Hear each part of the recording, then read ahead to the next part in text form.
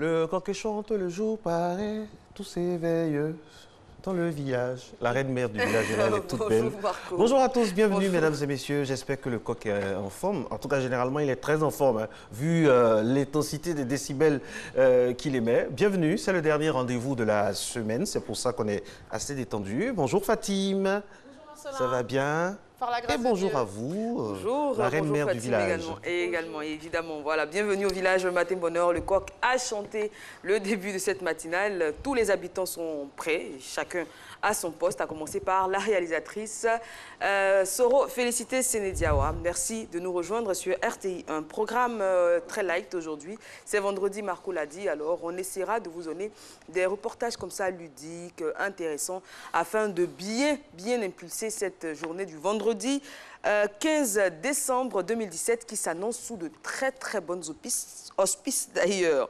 Alors, on parlera donc entre autres avec Monsieur Nikez Ilnielbien, notre sociologue, et Monsieur Yacouba Doumbia, directeur de cabinet adjoint du ministère de la Femme, de la Protection de l'Enfant et de la Solidarité. On parlera d'un thème très actuel, violences faites aux femmes, un combat culturel ou législatif. Bien évidemment, vos réactions sont attendues sur nos différents réseaux sociaux. Et puis, Miss JJ est là, superbement sanglée dans un ensemble jean. On démarre tout de suite avec la titrologie. Sexy chocolat.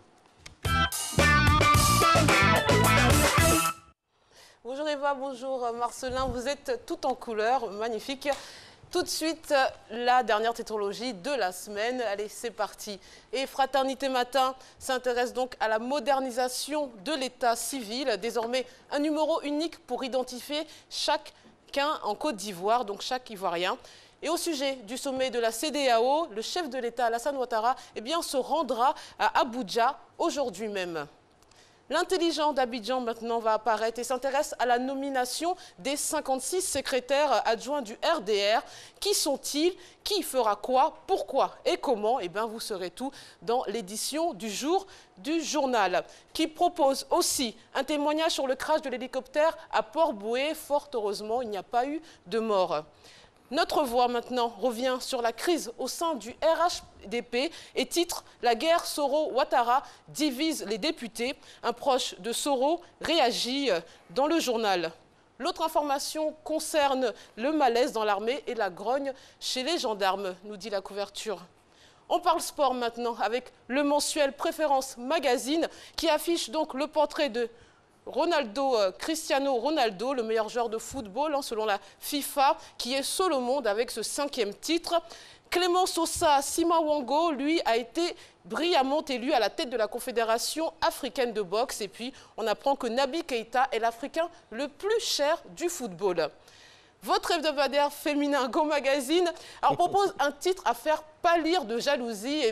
Les scénaristes de Nollywood et Hollywood confondus. Même morte, j'aime ma femme infidèle et son enfant adultérien. Bonne lecture à vous. Et on finit avec le sourire et la une de Beach qui titre « En décembre, les femmes demandent pardon pour tout et surtout ». Et on voit donc une femme qui s'agenouille devant son mari et lui dit « Chérie, pardon pour l'esclavage en Libye, pardon pour l'élimination des éléphants au mondial, pense à moi pour les fêtes là ». Voilà, toujours une image très positive de la femme. Allez, je vous retrouve pour la rubrique presse People, puis classique. Donc, à tout à l'heure. Merci Fatim. Avec l'accent qui va avec, c'est toujours un régal. Merci à vous d'être en notre compagnie du lundi au vendredi. La charpente donc, de notre émission s'articule autour de la sensibilisation, l'information à l'instant, donc à l'instar aussi de Fatim, mais aussi et surtout le sport lorsqu'il est 6 heures passées. On y va.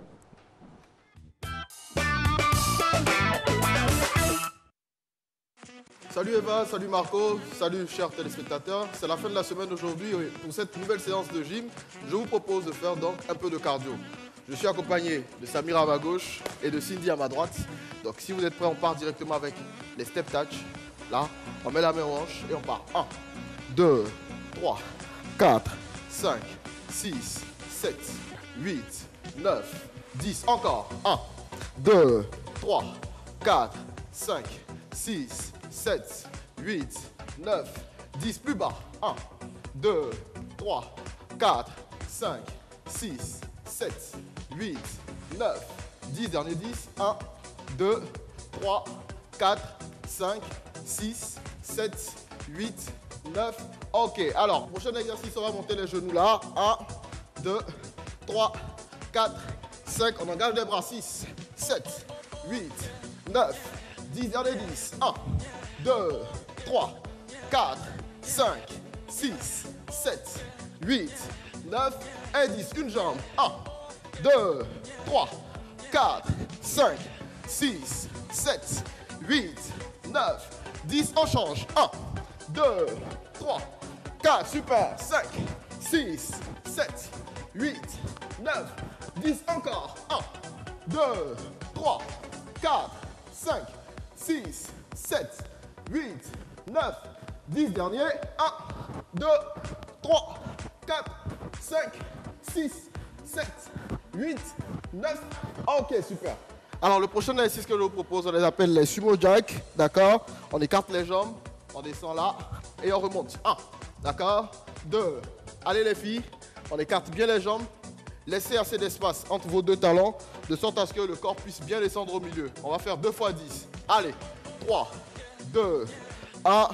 Top, c'est parti. Allez, 1, 2, 3, 4. Gardez les pieds bien ouverts. 5, 6, 7, 8, 9 et 10. Super.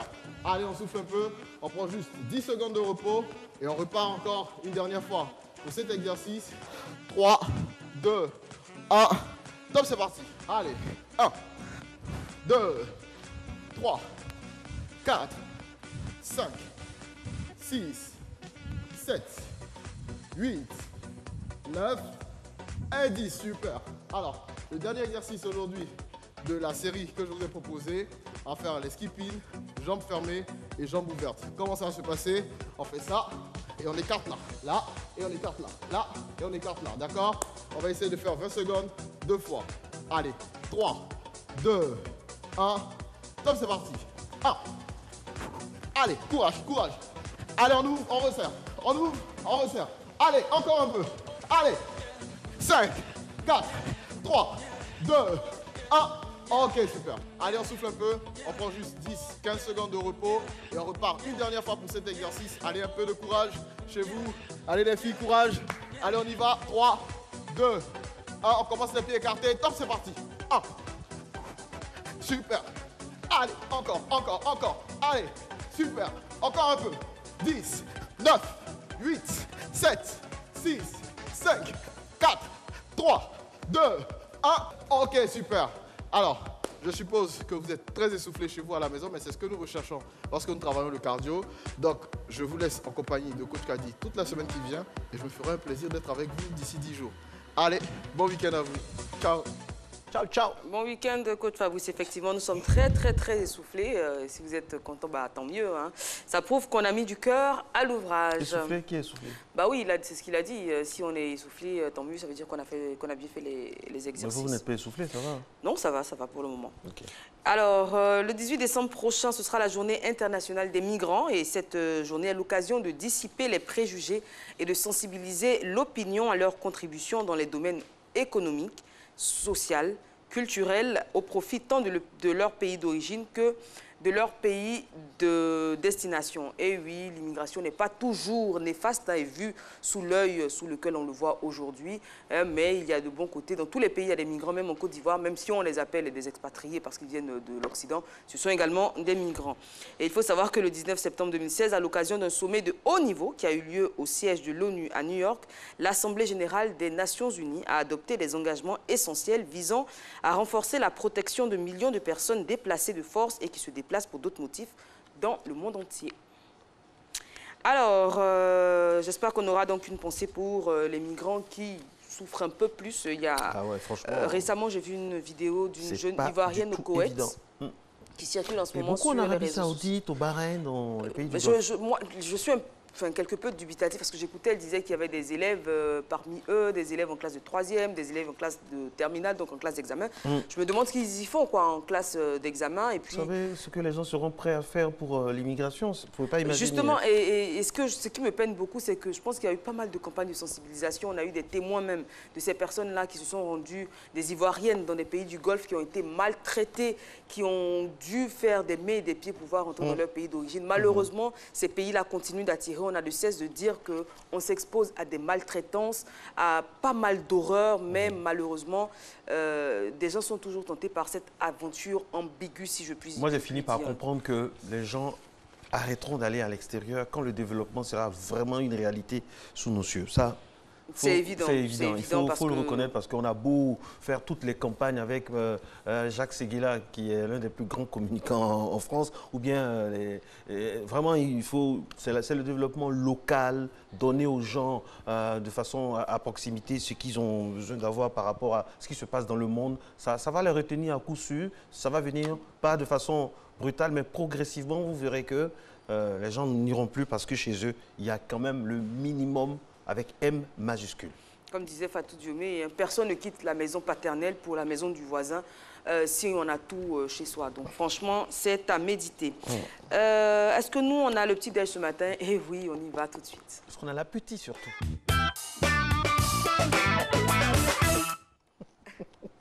Allez, ça tombe bien, le premier nom, le nom du premier petit-déj, ça s'attrait à la migration, aller-retour. C'est comme ça que ça s'appelle, hein? Aller-retour, plus avec la bouillie de mil.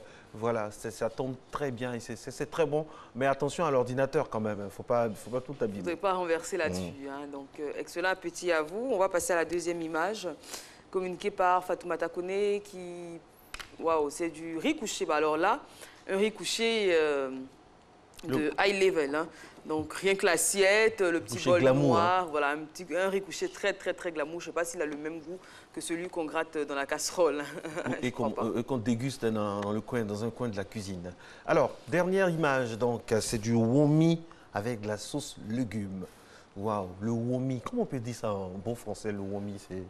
C'est les tartines de mil, hein, je pense. C'est fait à base de mil, le womi. Quand il y a la nourriture, comptez suivre pour trouver l'association de la sauce. C'est risqué, hein? D'après quelqu'un, c'est risquant. Oui, le womi, il a un petit goût sucré. Donc, associé à cette sauce-là que j'imagine salée, bon, faut le tenter, il faut le tenter. Il faut le faire. Mais quand on a faim, franchement, on est prêt à franchir toutes les barrières culinaires. Et puis, ce sont des choses, des nourritures, des repas qu'on peut trouver partout en Côte d'Ivoire, notamment à Djamé, sur le boulevard Nangui à Brogua. Et justement, nous allons, dans cet élément-là, arpenter donc, ce boulevard célèbre autant pour les habitants de la commune que pour ceux qui y vendent ou ceux qui y affluent, que ce soit en semaine ou en week-end, le week-end. C'est un des endroits les plus fréquents d'Afrique de l'Ouest, excusez du peu. Le boulevard Nangui à Brogua de la commune d'Adjamé, totalement impraticable, je le disais, en cette période de fête de fin d'année. Un véritable calvaire que vivent les automobilistes qui s'aventurent sur cette voie. Et évidemment, ce n'est pas toujours facile. Les commerçants, en plus d'occuper tous les trottoirs, attention, sont maintenant installés sur la chaussée, rendant bien évidemment ainsi difficile la circulation, et pour les automobilistes que pour les piétons qui viennent faire des courses. Eman Niamé nous entraîne dans le dédale, dans les méandres du boulevard Nangui à Brogua. Regardez. Il y a juste 2 mois, le boulevard Nangui à Brogua avait été débarrassé de tous ses immondices et des installations anarchiques dans le cadre de l'opération Grand Ménage. Mais aujourd'hui, regardez à quoi il y ressemble. Les ordures ont refait surface et les commerçants ont recolonisé la voie, rendant la circulation difficile aux automobilistes. Nous sommes en partance de la mairie d'Adjamé depuis près de 1h30 hein, que nous sommes pris dans l'embouteillage. Hein. Il est déjà 13h. Oh, je ne sais pas à quelle heure qu'il fait. Depuis 11h, nous sommes dans le rang en train de circuler. Hein. Bon, actuellement, il est déjà 13h. On avait encore d'autres rendez-vous que nous sommes obligés de remettre au lendemain. Il n'y a pas de trottoir, il n'y a pas de voie, les voitures personnelles gardent trop d'embouteillages. Ça nous pose beaucoup de problèmes. Je l'ai pris, ça fait plus de 1 heure dans l'embouteillage. Avec une somme de 4 000 francs, je vais jusqu'à Bobo Baoulé. On ne peut pas s'en sortir dans ça. L'embouteillage a franchement dit On ne peut pas dire que c'est bouché, c'est mal bouché même. On peut faire au moins 1 heure de temps de l'emboucher avant d'aller à Trècheville. On est obligé de sortir par Saint-Michel, revenir encore. L'embouteillage, ce n'est pas petit à Djamé. 2 heures ou souvent même 3 heures pour relier la mairie à la grande mosquée, distant de seulement 1,5 km. Accusés, les commerçants reconnaissent qu'ils sont la cause de cet embouteillage, mais refusent de quitter les lieux. Selon eux, ils n'ont pas les moyens de se payer une place dans un magasin. Et ce n'est pas en cette période de fête, disent-ils, qu'ils vont abandonner le trottoir. Je n'ai pas place, je ne sais pas comment il est fait. Ça peut essayer de ici là, place est cher. Ça peut essayer ici là. Nous, on est habitués à la route. Voilà, nous, on vient chercher de l'argent, c'est sinon gain pour nous. C'est la fête. Si on n'a pas vendu comme ça, on n'aura pas là. On n'a pas là, c'est pas bon, le pays n'avance pas. C'est grâce aux commerçants aussi que le pays avance. Mais après la fête, vous allez toujours venir. Non, après la fête là, parmi nous, il y a beaucoup d'hommes qui vont à l'école, il y a beaucoup d'hommes qui ont des occupations, il y a d'autres même associations, ils font la mécanique, la couture, mais comme c'est décembre, nous tous on devient commerçants pour venir se chercher à Djamé. Connu pour ses nombreux magasins d'affaires, le boulevard Nangui à Brougua dans la commune d'Adjamé accueille chaque jour environ 2 millions de personnes qui viennent faire leurs courses. Et en cette période de fête, ce chiffre sans aucun doute connaît une hausse. 2 millions de personnes sur ce boulevard, c'est énorme, énorme, énorme. Et bon, il faudra trouver une solution, hein, parce que évidemment, quand on passe 3 heures dans des embouteillages pour parcourir à peine 1,5 km, ça peut être très très énervant, et puis les esprits s'échauffent et c'est pas forcément, oui. Voilà, il faut sensibiliser. On oublie même ce qu'on a là, je dis même. Après, on se demande quelle est la solution, hein, parce qu'on l'a dit, il y a eu le grand ménage, on a débarrassé le trottoir donc des ordures ménagères, également des installations anarchiques. Là, en plus des trottoirs, la chaussée est prise d'assaut, donc franchement... La solution, c'est d'inculquer le civisme aux gens et de montrer l'exemple. Quand on dit aux gens de partir, il faut s'assurer que derrière, on fait en sorte qu'ils ne puissent plus revenir. Voilà. On a l'impression que finalement, ce sont des coups de communication, en fait. Voilà, il ne faudrait pas qu'après une seule manifestation avec des t-shirts, on puisse dire non, bon, laissez-les, laissez-les, laissez-les. Non, il faut être rigoureux jusqu'au bout. Elle est très rigoureuse dans la sélection des articles qu'elle nous propose dans la revue de presse classique, mais également People qui s'annonce tout de suite. Mais avant, on va passer au point route et faire le point de la circulation sur les routes abidjanaises.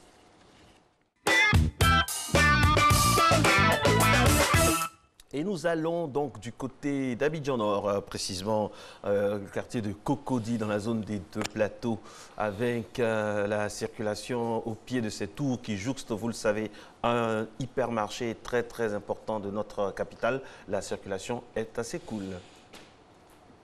Deuxième escale, ce sera sur le boulevard Lagunaire, 7 au plateau. Voilà, au plateau, centre des affaires de notre capitale économique. Non, du tout, hein, du tout. Je pense que la lagune a été débarrassée donc, de ces étrangères qui la défiguraient un tant soit peu, mais là, la circulation, rien de particulier à signaler. Et du côté de Trècheville, qu'est-ce qu'on dit dans la cité Nzassa? Est-ce que ça va? Est-ce que ça bouge? Est-ce que c'est... Il y a le go-slow? Non, c'est calme. On peut même faire un pique-nique avec du fromage, tout ça, et voilà, sur la route. Mais bon, c'est interdit, hein, on fait attention. On va finir avec Koumassi. Comment est-ce que Koumassi se présente ce matin, le grand carrefour en tout cas? Est-ce qu'il est déjà pris d'assaut par les automobilistes ou est-ce que la circulation est très calme? Bah voilà, vous le voyez, très très calme. Même pour Koumassi le moment, en même temps, c'est vendredi, hein, je comprends que vous paraissiez un peu au lit. C'est le dernier jour, c'est la finale, comme on dit. Alors, la revue de presse, c'est maintenant Ikek Noun, ici et maintenant, avec Fatim Djedje. Rebonjour Fatim.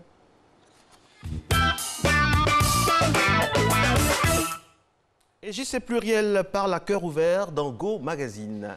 Après l'année de mon année qui a connu un succès phénoménal, eh bien, l'artiste revient avec un dernier album qui s'appelle Le Miel. Alors l'hebdomadaire féminin en a profité pour faire une interview et lorsqu'on lui demande quelle histoire d'amour l'a marqué, il répond « En vérité, je n'ai pas encore connu le vrai amour, mais ce qui me revient date de mon adolescence. J'ai connu une fille qui m'a été fidèle dans la galère. » Puis à la question « Quel est ton genre de femme ?» il répond « Celles qui ont des traits bien affinés. Peu importe la forme, mais qu'elle m'attire d'abord. Après, on verra si c'est du bon ou pas. C'est vrai que l'extérieur attire, mais c'est l'intérieur qui retient et on espère toutes qu'il parle au sens figuré. » Toujours dans Go Magazine, on ne change pas une stratégie qui rapproche un écrivain des amoureux de la bonne lecture et c'est ce que fait la caravane Coup de la vie Tour initiée par Anzata Ouattara. L'année dernière, elle avait entrepris une tournée à l'intérieur du pays dans l'unique but de donner ou redonner le goût de la lecture aux populations et ce, à travers ses œuvres, Les coups de la vie ou encore Safora. Et cette fois-ci, elle fera escale dans les villes d'Abengourou, Tanda, Bouna et Bondoukrou, sa ville d'origine.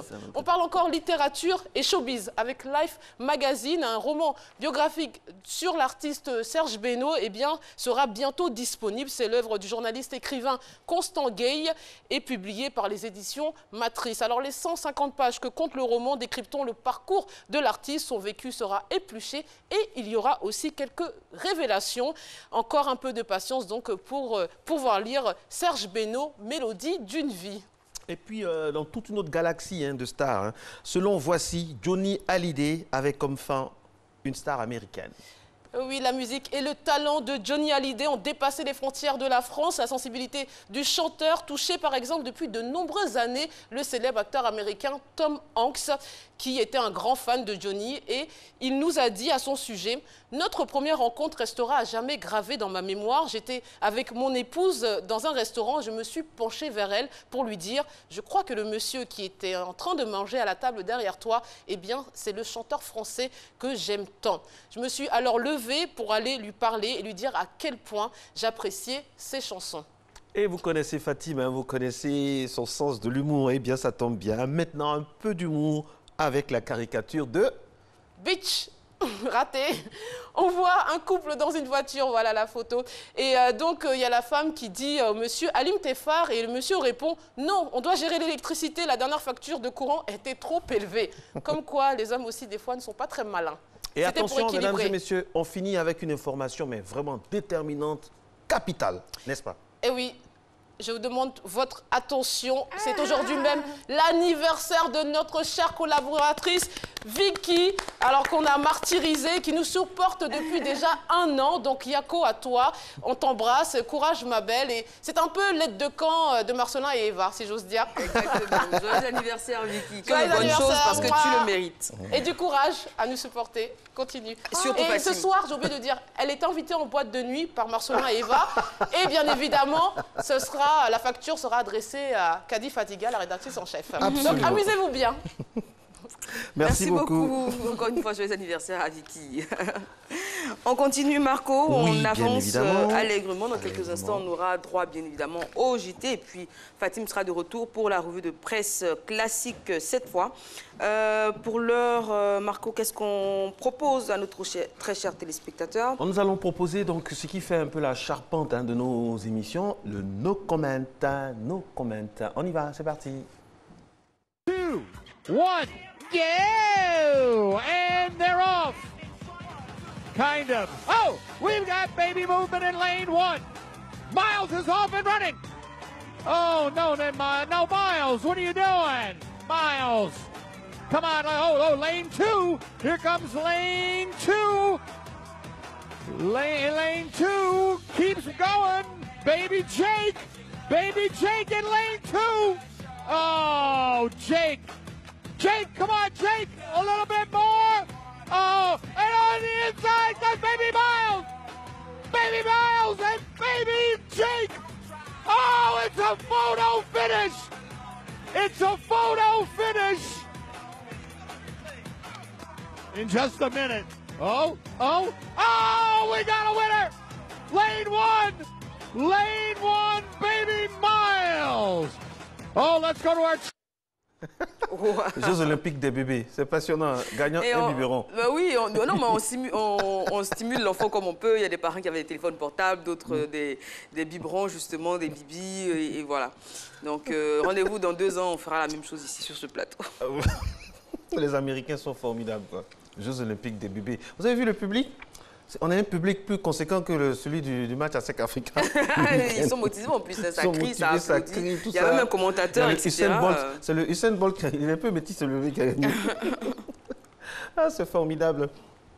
Il est 6h23, mesdames et messieurs. Vous êtes sur Matin Bonheur. Je rappelle qu'au niveau de la thématique aujourd'hui, nous allons parler d'un thème assez sérieux. Nous allons parler donc des violences faites aux femmes, un combat législatif ou culturel. C'est ce dont on va discuter avec le directeur de cabinet adjoint du ministère de la Famille, de la Femme, de la Promotion de la Femme et de l'Enfant. Oui, c'est comme ça, monsieur Yacouba Doumbia. Et ensuite avec notre sociologue maison, Docteur Ilnikez Nielbien. Donc, c'est un thème assez intéressant. Et vous savez que chaque fois que nous avons des thèmes comme ça, vous avez la possibilité, et même c'est souhaité, ardemment souhaité par notre équipe, donc de nous envoyer des questions. On entend quand on dit violence faite aux femmes, ce n'est pas forcément le fait de battre la femme. Il y a la violence morale, il y a beaucoup de choses. Il y a beaucoup de choses qui entrent en ligne de compte. Quand on préparait l'émission hier, on a découvert que vraiment 95% des femmes sont concernées par les violences dans notre pays. Et ça, c'est hallucinant. On aura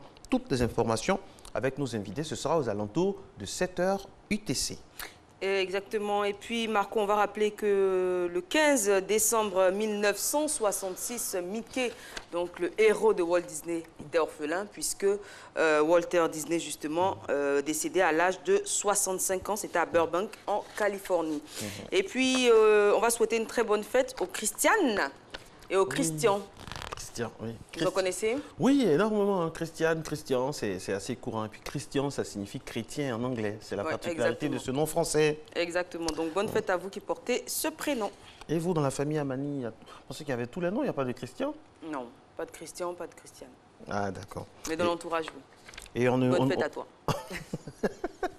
Ah oui, bonne fête à ce Christian mystérieux. On va revenir à vous dans quelques instants seulement, mesdames et messieurs. Pourquoi vous riez? Qu'est-ce qui se passe? Non, allons-y. On va revenir à vous tout à l'heure. La pub, ce sera dans quelques instants seulement. Il est 6h25. C'est le moment de la pub. On y va.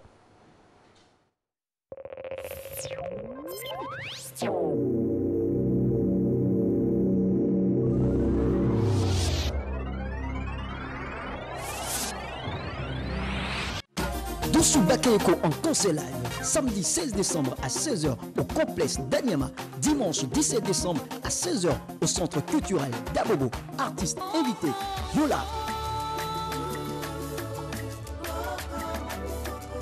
et Sairabi. Infoline 07 91 26 62 40 03 30 85.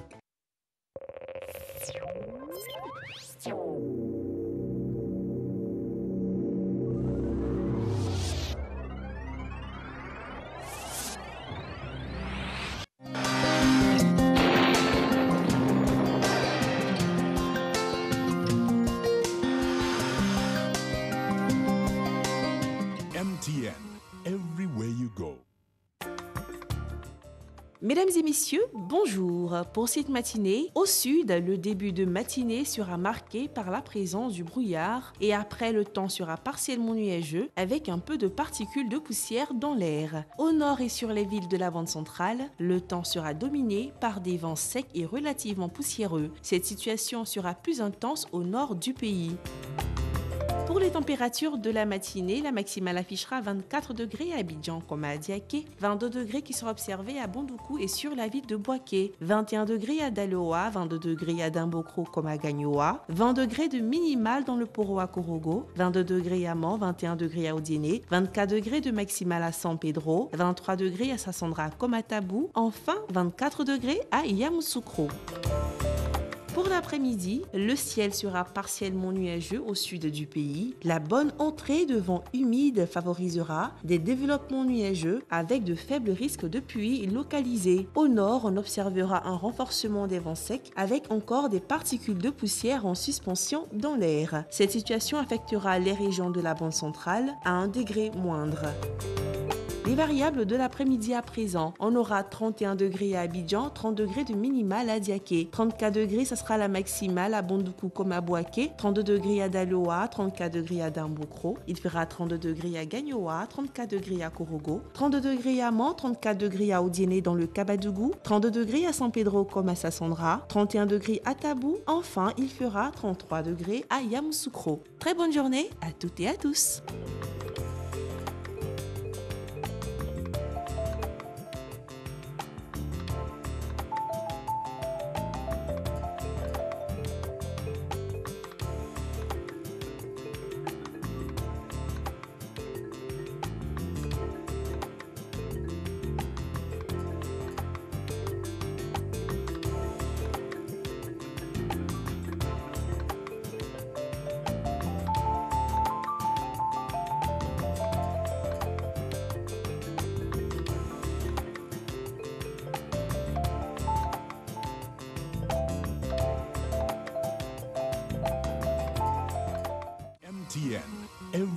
you go.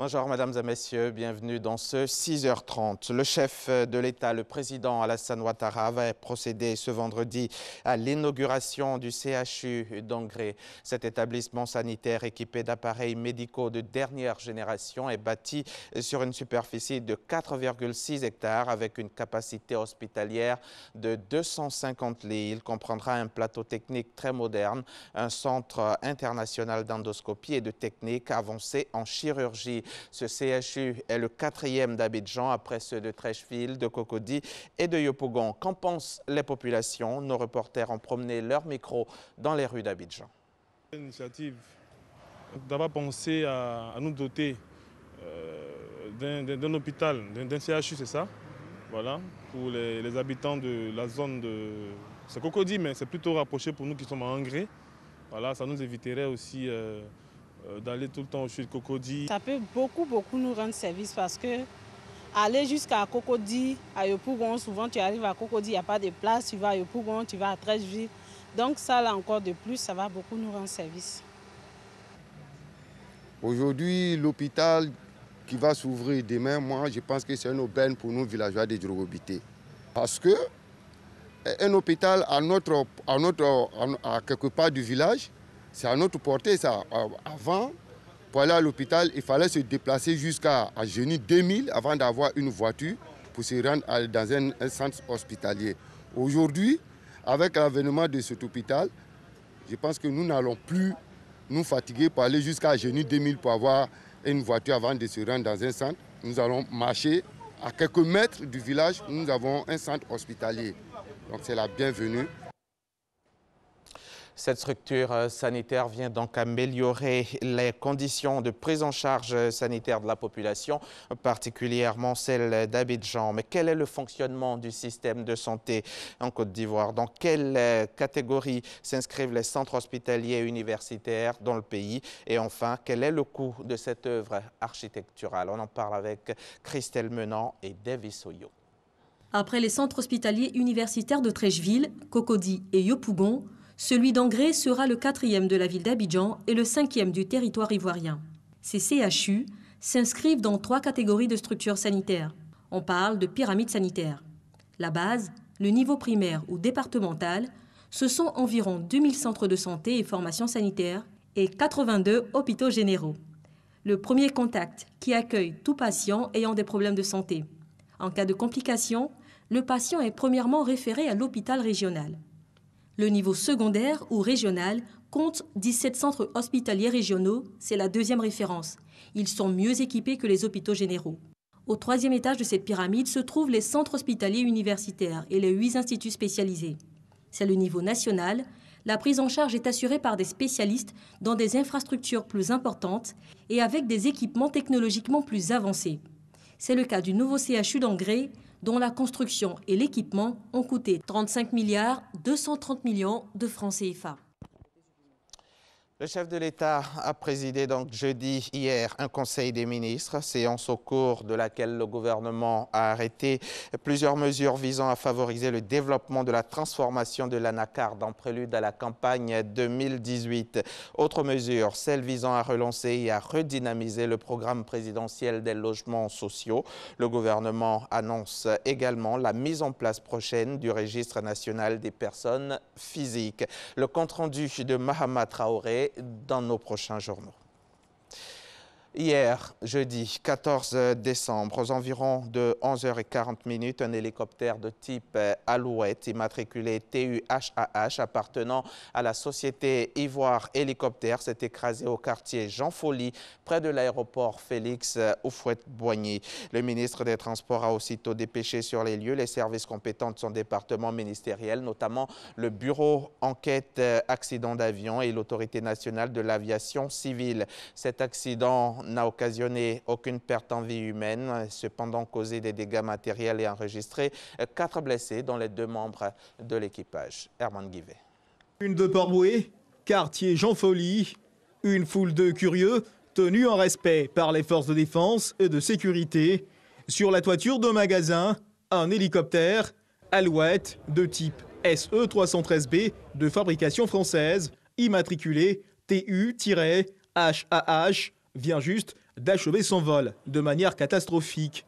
À son bord, un équipage de 2 personnes, un ressortissant français et son copilote ivoirien.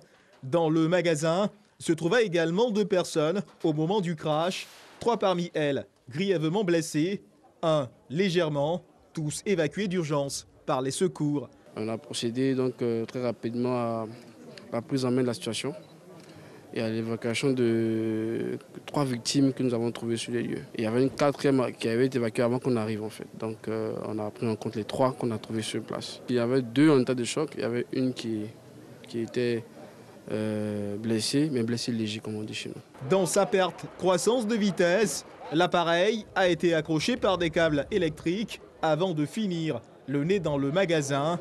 Des témoins racontent. Avion là, on a arrêté ici.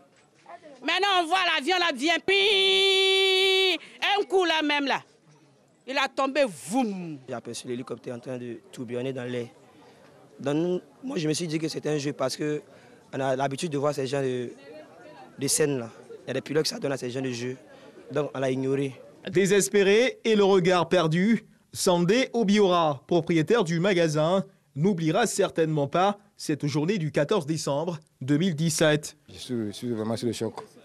On entendait les bruits d'un avion. On pensait que c'était passé, l'avion passait, donc tout d'un coup, ça, on entendait bruit, bouf, tombé ici. Et puis les bandits se sont approchés pour essayer de voler quelques trucs, donc c'est vraiment dommage. Alors que les secours s'organisent, un hélicoptère estampillé Ivoire Hélicoptère, du nom de l'entreprise propriétaire de l'appareil endommagé, balaie le ciel. Quelques minutes plus tard, un camion remorqueur arrive sur les lieux pour récupérer l'appareil endommagé. La manœuvre est délicate, elle mobilise professionnels et volontaires. Une vingtaine de minutes plus tard, l'appareil est accroché et remorqué à la grande satisfaction de tous. Dès que M. le ministre des Transports a été informé de l'accident, il a actionné ses services, notamment les services techniques, ainsi que tous ceux qui sont chargés de déclencher l'alerte. Et c'est comme cela que tout le monde s'est rendu sur les lieux. Il nous a dépêchés, et nous aussi, en tant que membres du cabinet, pour venir nous rendre compte de la situation que vous constatez tous à cet endroit où nous sommes. Le 14 octobre dernier, un avion de type Antonov s'était écrasé en bord de mer, à proximité de l'aéroport Félix Houphouët-Boigny d'Abidjan. Ce 14 décembre 2017, 2 mois plus tard et jour pour jour, c'est un hélicoptère de type Alouette qui finit sa course sur le toit d'un commerce. 24 ans après son décès, Dia Oufoué réapparaît au cinéma. Le film d'animation retraçant l'histoire du président Félix Houphouët-Boigny. Le premier film d'animation donc sur le premier président de la Côte d'Ivoire s'appelle Dia Oufoué. Il a été réalisé par les jeunes Ivoiriens du studio Africatoon en collaboration avec la RTI. On regarde. Dia Oufoué, un film d'animation pour retracer une partie de la vie de Félix Houphouët-Boigny, premier président de la République de Côte d'Ivoire. Ce long métrage de la structure Africatoon, coproduit par la radiodiffusion-télévision ivoirienne RTI, met en exergue l'intelligence et la clairvoyance d'un homme politique qui a marqué son époque par ses actions de développement. Pour ceux qui ne me connaissent pas, je suis Félix Houphouët-Boigny, le premier président de la République de Côte d'Ivoire. Oufoué est un exemple pour nous tous, parce qu'il a joué d'une grande persévérance. On doit tous prendre vraiment exemple sur lui, parce que voilà, il n'a pas abandonné malgré toutes les entraves qu'il a connues. Les jeunes ont besoin de repères et d'hommes de modèles pour se forger une personnalité. Là, c'est notre 4e long métrage. Et donc, pour ce 4e-là, on a décidé de travailler sur le premier président de la République de Côte d'Ivoire, le père de la nation, Félix Houphouët-Boigny. Voilà. On s'est essentiellement focalisé sur son enfance, voilà, jusqu'à ce qu'il parte à Dakar et qu'il revienne de Dakar. Il y a quelques mois, nous avions un documentaire à Abidjan, quand la ville se révèle, Aujourd'hui, c'est du cinéma d'animation avec Africatoon sur une des icônes de notre pays, je dirais même la plus importante, le président Félix Houphouët-Boigny. Et il nous paraissait naturel d'accompagner Africatoon dans cette œuvre. C'est une première œuvre, bien sûr. Nous espérons dans le futur être plus ambitieux et nous pensons qu'il vaut mieux commencer avec cette première étape et dans le futur, nous pourrons être collectivement de plus en plus ambitieux. Les personnalités saluent les initiateurs de ce film, non sans leur proposer de poursuivre sur les autres aspects la dimension de l'homme politique. Pour nous qui sommes nés alors qu'il était déjà président, partant du principe qu'il était président à partir de ses 50 ans, il y a tant de choses que nous ne savons pas sur lui, il y a tant de choses que nous aimerions découvrir, et qui mieux que des jeunes Ivoiriens pour remettre cela en avant. Nous avons vraiment pris plaisir à regarder ces films et nous avons félicité l'initiateur, l'acteur, et nous lui avons demandé que nous étions disponibles pour lui fournir d'autres informations pendant que nous l'avions vraiment connu. On a beaucoup appris parce qu'on ne le connaît que dans son rôle de président de la République. Et là, on a eu une idée de tout ce qu'il a enduré petit. Et ça nous a donné une idée un peu de ce qu'il a vécu pendant la colonisation. On a beaucoup aimé. Et pour les enfants, c'est très instructif. C'est un film qui va permettre aux jeunes générations d'apprendre à connaître ce qu'a été le président Houphouët-Boigny. Vous savez, très souvent, les paroles s'envolent. Vous voyez, tandis que là, ce sont des images qu'ils ont vues et une image reste plus souvent ancrée dans le mental, dans le cerveau, que de simples paroles. 70% de la Côte d'Ivoire a moins de 35 ans et la plupart d'entre eux sont nés quand Houphouët-Boigny était mort. Donc ils ne le connaissent pas.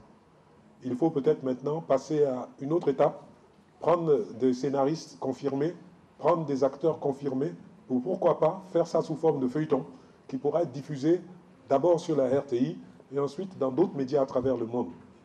Il y a des films sur Nelson Mandela, il y a des films sur Gandhi, pourquoi pas des films sur Houphouët-Boigny.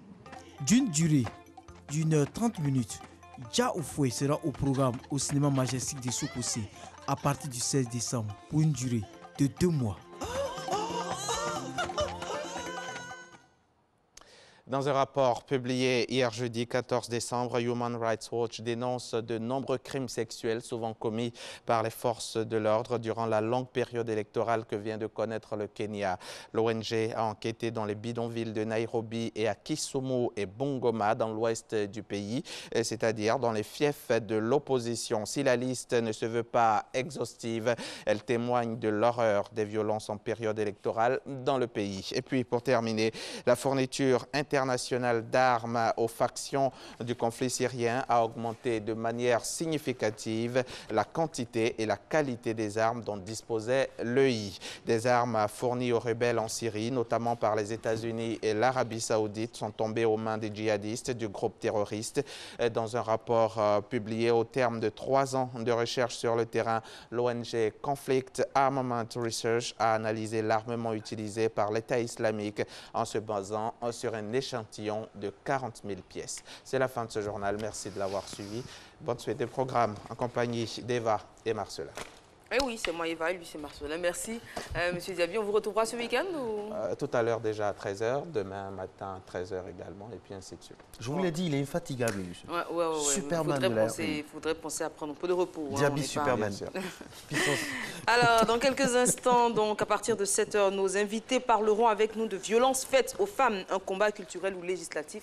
Il faut en parler, c'est un combat plus que présent, plus qu'actuel, et aucune couche sociale n'est épargnée.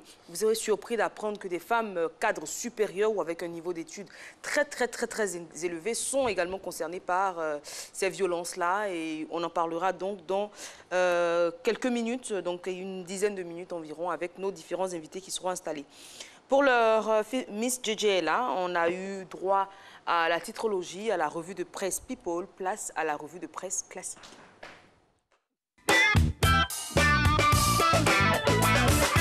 Et vous le savez, tous les vendredis, cette triple dose de Miss JJ Timfa du 9-2. D'abord, on a la titrologie, ensuite la revue de presse People et right now, la revue de presse classique. Ce matin, la presse relate des affaires judiciaires.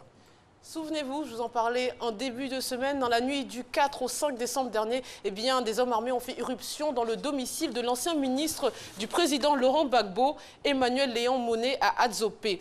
Théophile Monnet, son frère, était présent ce jour-là et s'exprime dans l'Inter, je le cite, « Lorsqu'ils m'ont fait coucher à même le sol et qu'ils ont pointé l'arme sur moi, menaçant de me tuer, j'ai pu voir sur le pantalon de l'un d'entre eux qu'il était écrit « Fassi », a-t-il affirmé. Alors, quelles étaient leurs intentions, justement? Étaient-ils réellement des éléments des forces armées de la Côte d'Ivoire? Pourquoi, jusque-là, il n'y a pas eu de réaction des autorités officielles, se demande la famille. Et devant la gravité affairée des faits, eh bien, la famille Monnet a décidé de porter plainte contre l'État de Côte d'Ivoire. Autre affaire, mais cette fois-ci déjà traitée par les tribunaux et révélée par l'Inter. 3 ans après les faits, le procès du magistrat Kwasi Placide, présumé auteur du meurtre du jeune Malik Habib, survenu dans la nuit du 24 au 25 décembre 2014 dans un maquis à Cocody, s'est ouvert hier aux assises du plateau. Et l'audience avait été reportée de 48 heures pour défaut de la pièce à conviction, à savoir l'arme du crime, un fusil de calibre 12. Alors le mis en cause a plaidé la légitime défense, une version confirmée par 3 témoins, son petit frère, un de ses amis qui était à ses côtés le jour des faits et un habitant de son immeuble. Eh bien, le magistrat Kwasi Placide a été condamné à 3 ans de prison. Et puis c'est assez invraisemblable, mais là ça existe, mesdames et messieurs. Allo Police revient sur l'arrestation des policiers braqueurs. Le commissariat du 6e arrondissement de Koumassi a mis hors d'état de nuire 3 redoutables braqueurs, et pas n'importe lesquels, hein, Marcelin vient de le dire, c'était des agents de la police nationale. Ils se sont spécialisés dans des braquages qui se transforment pour la plupart des cas en enlèvement suivi de demandes de rançon, comme lors de leur dernier fait d'armes. Alors ces policiers braqueurs, dernièrement, ont arrêté un jeune homme, même le couple, on va dire, prétextant un simple contrôle et sous la menace d'une arme, ils lui ont ordonné de demander à sa grande sœur de faire un dépôt via mobile monnaie de 300 000 francs CFA sur le numéro de leur victime. Eh bien, dis donc, chose qui se passe. Surprenant. Ouais. 20 minutes présente la demoiselle de l'année. Marley Dias est l'adolescente américaine la plus influente de l'année du haut de ses 12 ans. Elle figure dans le classement Under 30, c'est-à-dire celui des moins de 30 ans de Forbes. Vous allez voir la couverture apparaître à l'écran avec le visage donc de cette jeune femme. C'est un palmarès qui rassemble les 30 jeunes leaders du changement et de l'innovation aux États-Unis durant l'année. Vous allez aussi donc voir une autre photo. Je vais d'abord vous expliquer pourquoi elle a eu ce prix. Cette idée lui est venue car les héros qu'elle voyait dans les livres sont généralement des blancs ou des hommes et pas des femmes noires. Donc elle a décidé de répertorier toutes ces œuvres qui mettaient en valeur la femme noire. Et ce projet donc l'a permis de rencontrer notamment, comme vous le voyez, Hillary Clinton. Et en 2016, elle s'était rendue à la Maison-Blanche pour le sommet des femmes des États-Unis, où elle avait pris la parole aux côtés d'Oprah Winfrey et de Michelle Obama. On lui souhaite une aussi belle carrière professionnelle que toutes ces grandes dames. Waouh, que d'émotion pour la jeune Marley Diaz. Et pour finir, une caricature sur le conflit israélo-palestinien. Et oui, c'est Courrier International qui la propose avec cette légende. Après Jean d'Ormesson et Johnny Hallyday, c'est le processus de paix palestinien qu'on enterre. Comme vous le voyez à l'écran, une image très parlante. Et justement, vous allez évoquer le processus de paix, c'est ce dimanche, ailleurs dans le monde sur Radio Côte d'Ivoire. Oui, tout à fait. Ce sera une émission spéciale Trump, car il le vaut bien. On reviendra sur sa décision de faire de Jérusalem la capitale d'Israël. On parlera aussi de ses décrets anti-immigration et bien sûr de ses relations avec la Russie. C'est tout un programme et c'est ce dimanche, 9h05 sur 88.00. Excellent week-end et bonne poursuite d'émission en compagnie d'Eva et Marcelin. À lundi, Inch'Allah. À lundi. À lundi, Miss Gigi. À lundi. Alors, on va manger encore maintenant? Oui, on retourne cette fois en cuisine avec la sublimissime, magnifique, souriante, ravissante, comme dirait Marco, Miss Nessimgri. Jalousie, sort de ce corps. Qui sera en compagnie. Jalousie, sort de ce corps. Non, du tout, c'est ma fille, je l'adore. Il sera en compagnie du sublimissime également, docteur Yao Jules. Là, et on parlera de sauté de fruits de mer. Là,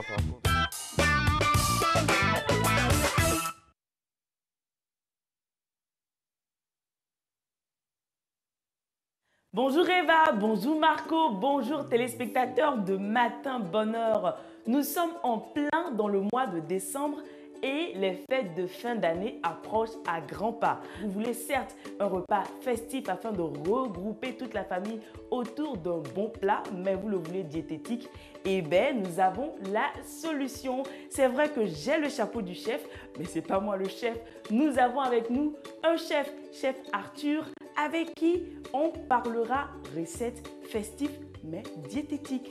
Bonjour chef Arthur. Bonjour Nessie. Vous allez bien? Ça va très très bien, vous-même? Ça va super bien. Chef, comment c'est possible de faire un repas festif mais diététique? Tout simplement parce que nous n'utilisons pas d'huile. Ah bon? C'est possible parce que quand on attend ce matin, sauter dans l'entendement de tout le monde, c'est avec de l'huile, c'est avec Arthur, c'est sans huile. Alors, vous nous avez parlé de sauté, donc la recette que vous nous proposez, c'est du sauté. Un sauté de fruits de mer. Un sauté de fruits de mer. Alors, quels sont les ingrédients? Qu'est-ce qu'il nous faut pour faire le sauté de fruits de mer? Alors, pour faire le sauté de fruits de mer, il nous faut des écrevisses. D'accord. Des crabes femelles, du calamar, des oignons, du piment, des carottes, du persil, de la salade pour la décoration. On l'appelle ciboulette, mais nous on dit oignon vert pour que tout le monde puisse savoir ce que c'est.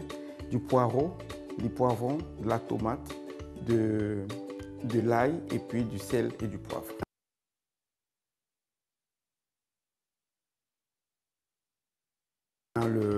La moutarde aussi. Nous allons commencer par découper tous ces légumes.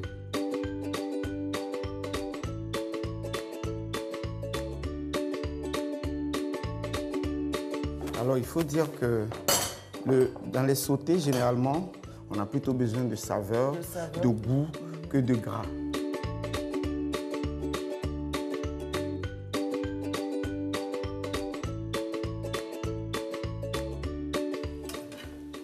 Donc, pour remplacer le cube d'assaisonnement, si on n'a pas envie de l'utiliser pour assaisonner nos repas, vous nous conseillez quoi? Du sel et du poivre.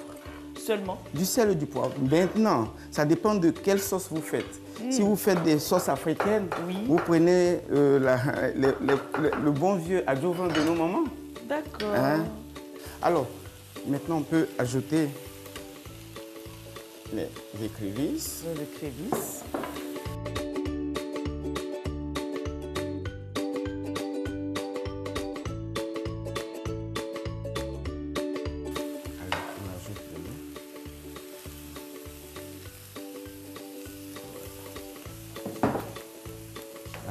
Quelle quantité d'eau? Ça équivaut à un verre? Un verre et demi. Un verre et demi. Alors, on met 2 grandes cuillères de moutarde. 2 grandes cuillères à soupe de moutarde. Alors, ce repas-là, c'est pour combien de personnes? Au moins 4 personnes. Au moins 4 personnes? Au moins 4 personnes. Voilà. Ça sent bon. Ça sent vraiment bon. Donc, on va essayer de goûter.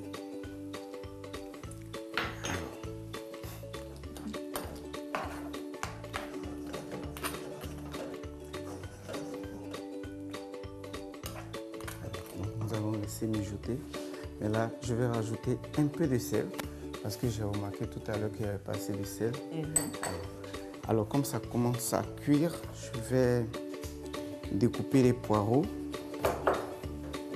les 3 couleurs de poireaux qui vont servir de... Ça, c'est plus à titre décoratif. À titre décoratif, mais ça se mange. Hein. On peut s'en passer. On peut s'en passer.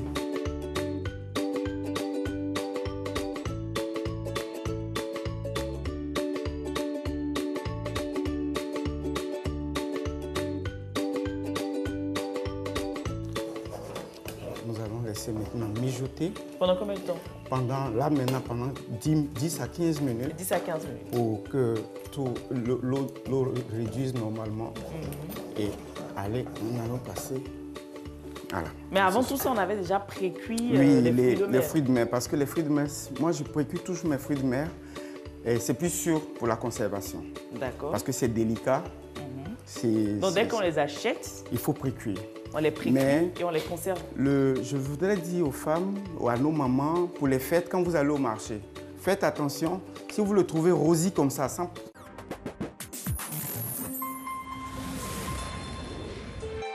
RTI 1, la chaîne qui rassemble. Je sais que tu t'es disputée avec Santiago. Oh, C'est un malentendu, c'est ma faute. J'ai caché cette photo dans notre chambre. Évaristo me l'a donnée il y a quelques jours. Je n'ai voulu la montrer. Évaristo? Oui. Tonton, tu as toujours vécu comme tu le souhaitais. Tu as eu tout dans ta vie, c'était les femmes qui te regardaient. Et maintenant, tu as décidé de dédier ta vie à une seule femme. Tu es sûr de pouvoir être fidèle à elle? Qu'y a-t-il? Qu'a dit Ramiro? Il a appelé pour s'excuser, il a eu un empêchement de dernière minute. Il ne peut pas venir. Il a annulé? Ça ne lui ressemble pas. Ramiro a toujours été très ponctuel. Il m'a dit qu'il voulait repousser le rendez-vous à un peu plus tard. Tu n'as pas l'air bien. Je ne comprends pas. Qu'est-ce qui pourrait être plus important que de trouver un nouvel endroit où il pourra vivre? Qui est-ce? Ne restez pas silencieux. Qui est cette personne, s'il vous plaît? Votre femme.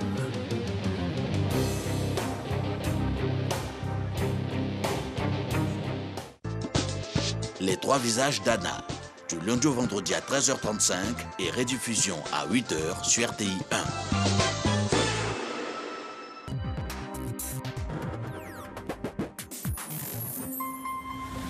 Pourquoi on a besoin de ces améthystes? Ce sont elles qui alimentent le dôme. En remontant les améthystes à la surface, on arrivera à les recharger si tout se passe bien. Christine a une sorte de schéma dans son bureau. Je sais pas à quoi ça sert, mais ça a un rapport avec ces améthystes. Il y a 25 ans, une équipe d'archéologues a découvert ce qui ressemblait à un œuf. Et ce que renfermait cet œuf a altéré leur comportement. Hector Martin? Apparemment, c'est lui le vrai patron d'Actaïon. Aux dernières nouvelles, vous étiez le captif du docteur Marston. La paroi du dôme se calcifie. À moins que Joe m'aide à faire tomber le dôme. T'es enceinte. C'est une fille. Qu'est-ce qu'elles font toutes là? La future reine. Avec la bonne fréquence et la bonne amplitude, on peut faire exploser le dôme. Ça me fait partie de la communauté, il a dû enlever Joe. Les autres sont au funérarium. Rassemble tous ceux que tu peux et allez-y. On est encerclés. C'est l'heure de se battre, les enfants. Vous pensez avoir le temps de placer les explosifs et de vous sauver? Ouais, sans problème.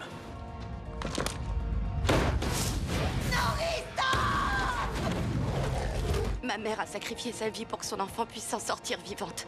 C'est vous qui avez placé ces bombes, n'est-ce pas? Les actions de ce petit groupe de résistants ont sérieusement menacé notre survie. Il faut tous les éliminer. Under the Dome, du lundi au vendredi à 18h30 sur RTI 1.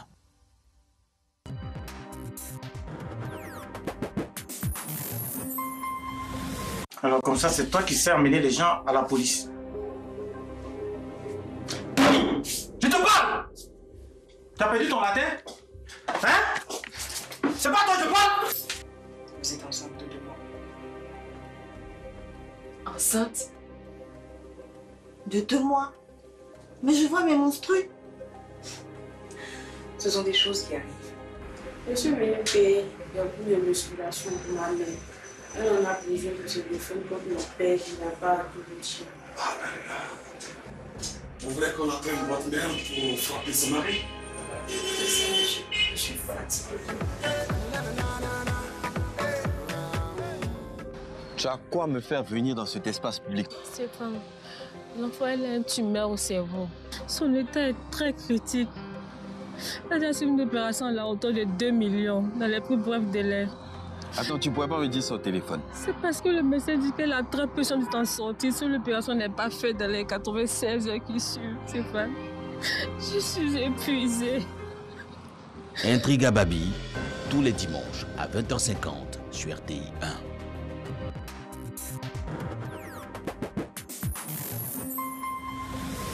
Tu as voulu poursuivre tes études pour être ingénieur.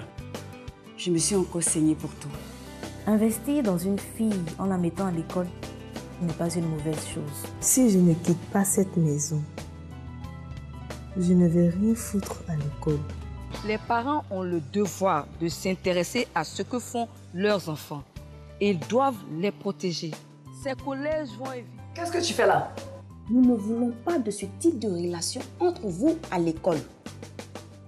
Les études doivent être votre première préoccupation. C'est compris, madame. Mais si tu n'arrives pas à étudier chez toi, viens chez moi. Pourquoi tu es enceinte? Et qui t'a enceinté? Tu n'es pas sérieux. Comment tu peux me demander qui m'enceinte? Avec qui je couche? Cette vie que tu mènes n'est pas faite pour toi. Tu es encore jeune. Et c'est d'abord l'école qui doit te préoccuper. Et puis, école obligatoire, ça veut dire quoi? Tonton, c'est notre maître qui a dit ça. J'ai entendu mon papa, le chef du village, parler de ça aussi avec des gens. Ce n'est vraiment pas mon fils qui veut obliger ton fils à aller à l'école. C'est le président. Le président dit que l'école est obligatoire. Le président a dit ça. Le président dit même que si tu ne mets pas ton enfant à l'école, on peut te mettre en prison. Le président peut faire ça? Le président peut faire ça. École obligatoire, dimanche à 11h30 sur RTI 1.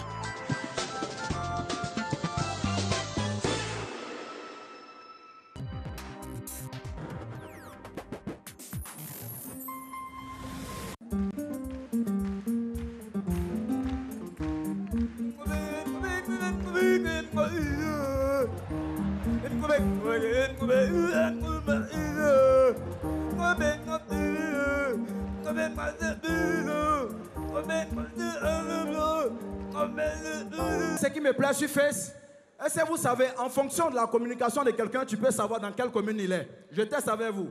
Quand vous entendez quelqu'un qui dit « Oui, allô poto, bonsoir, on va manger paysan, on va aller jouer basket », c'est quelle commune? Parlez fort, c'est quelle commune?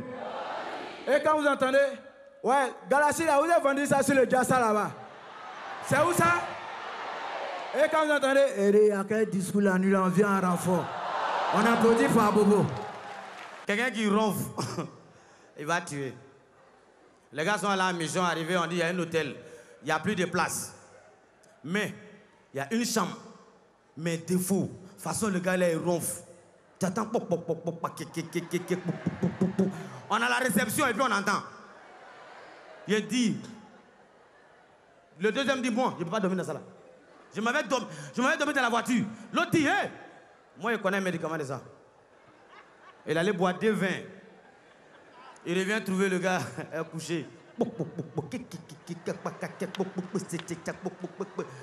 Il n'a rien dit. Il a soulevé le drap du gars là. Et puis il a fait bise. Le gars s'est levé en même temps.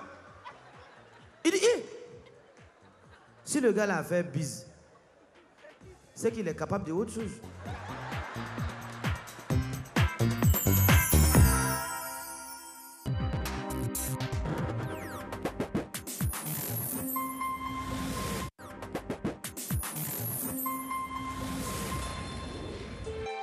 RTI 1, la chaîne qui rassemble.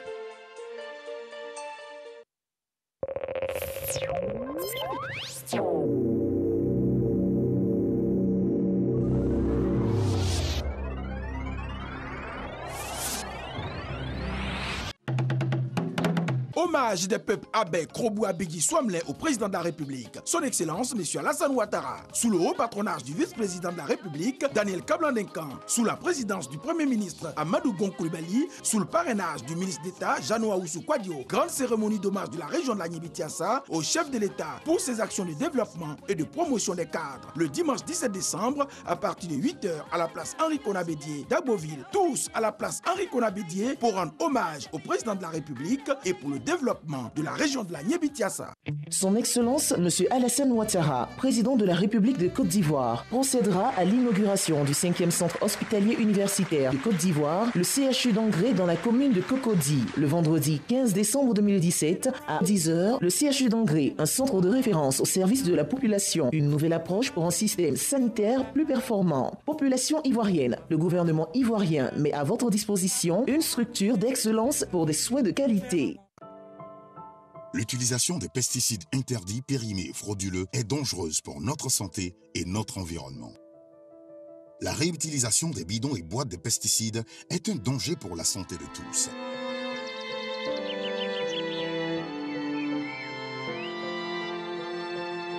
Attention, les résidus de pesticides interdits, périmés et frauduleux contaminent nos aliments.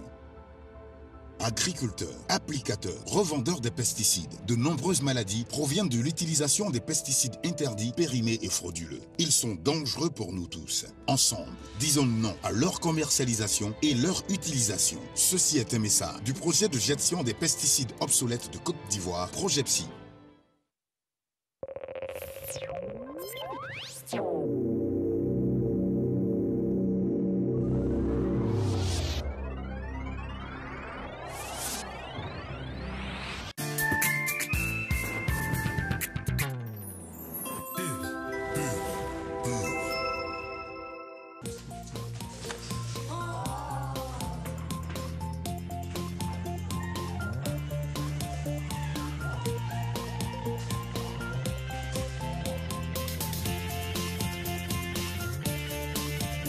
Être en famille, c'est bien. Mais avec les pâtes maman, c'est encore mieux. Parce que chaque repas est un moment plein de bonne humeur. Maman, c'est toi qu'on préfère. –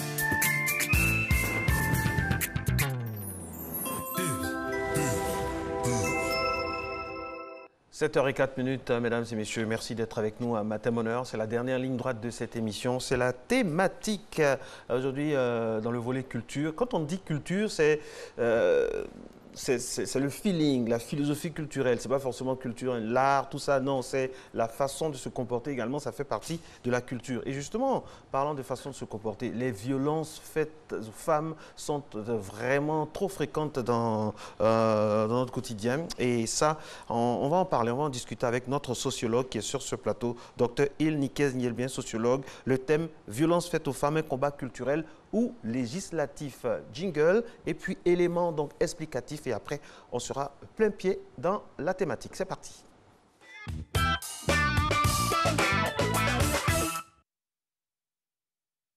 Violences faites aux femmes, un combat culturel ou législatif. Selon une étude mondiale de l'UNICEF publiée en 2006, dans le monde, une femme sur 3 a été violée, battue ou victime d'une forme ou d'une autre de mauvais traitements au moins une fois dans sa vie. Dans certains pays, la violence domestique est la cause principale de la mort ou de l'atteinte à la santé des femmes entre 16 et 44 ans. Ce contexte a poussé la communauté internationale à élaborer des politiques visant à améliorer les conditions de vie de la femme. Ratification de chartes, de traités, protocoles et conventions des engagements pris par les États. Malgré ces efforts, la situation des femmes reste dans la réalité inchangée, tout comme les mentalités. Les femmes, là, souvent, là, elles provoquent les gens.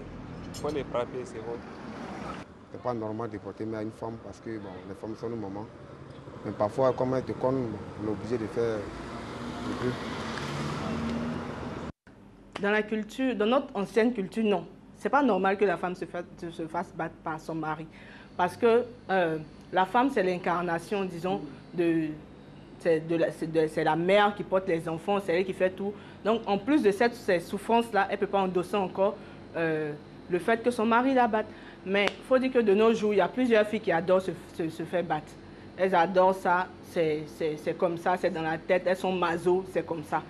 Et souvent, la femme de son parler pousse l'homme à lever la main sur elle, ce qui n'est pas bien. Mais souvent, les hommes aussi perdent patience. Donc, d'une part, je suis d'accord que les hommes tapent la femme, parce qu'il y a des femmes qui sont vraiment impolies.